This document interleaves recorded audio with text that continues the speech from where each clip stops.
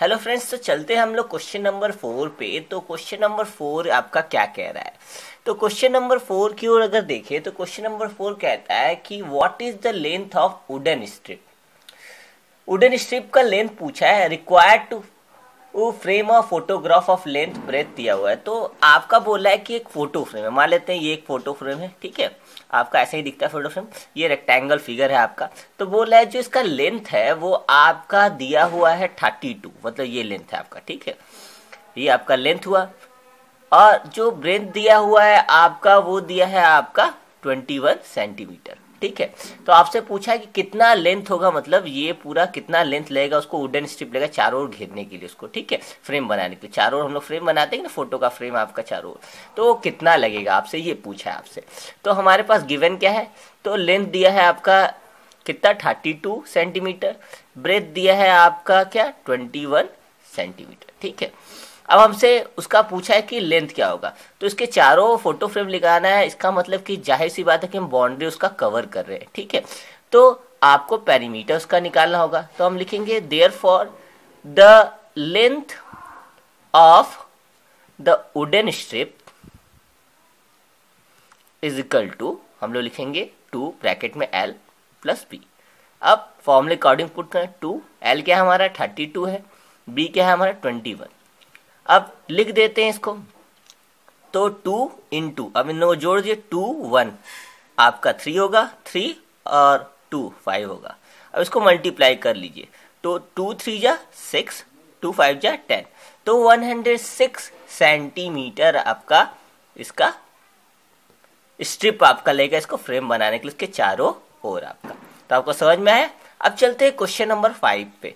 तो question number 5 क्या कहता है आपका, तो क्वेश्चन नंबर 5 आपका जो है वो कह रहा है कि एक रेक्टेंगुलर पीस ऑफ लैंड है, मान लेते हैं ये एक रेक्टेंगुलर पीस ऑफ लैंड है आपका, ठीक है, मतलब एक रेक्टेंगुलर जमीन है आपका, जिसका मेजर जो दिया है वो इधर है आपका, लेंथ है 0.7 किलोमीटर, ठीक है, और आपका जो ब्रेथ है वो दिया है 0.5 किलोमीटर, ठीक है।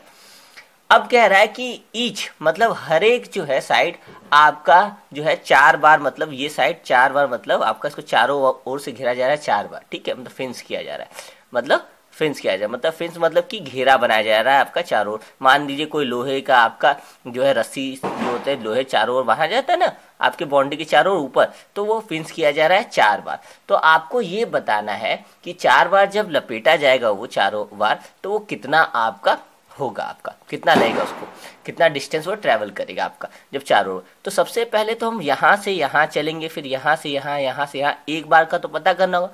तो एक बार का अगर हम पता कर लेंगे तो 4 बार का पता करने के 4 से हम लोग क्या कर देंगे मल्टीप्लाई कर। तो एक बार जानने के लिए हमें सबसे पहले इसका क्या निकालना होगा, पेरीमीटर निकालना होगा। तो लेंथ इज इक्वल टू आपका 0.7 दिया है, ब्रेथ आपका दिया है 0.5 किलोमीटर, ठीक है, ये किलोमीटर में आपका, ठीक है। तो हमें सबसे पहले एक राउंड में कितना है वो डिस्टेंस ट्रेवल कर रहा है, तो हम बोलेंगे the length of wire in 1 round, मतलब एक रो में जो है आपका कितना वो फेंस करने में लगा रहा है, ठीक है, एक रो ऑफ वायर, एक वायर एक रो करने में, ठीक है, मतलब यहाँ से यहाँ, यहाँ से यहाँ, यहाँ से यहाँ जाने में कितना लगा रहा है। तो हम पेरीमीटर का फॉर्मूला लगाते हैं 2L प्लस B, ठीक है।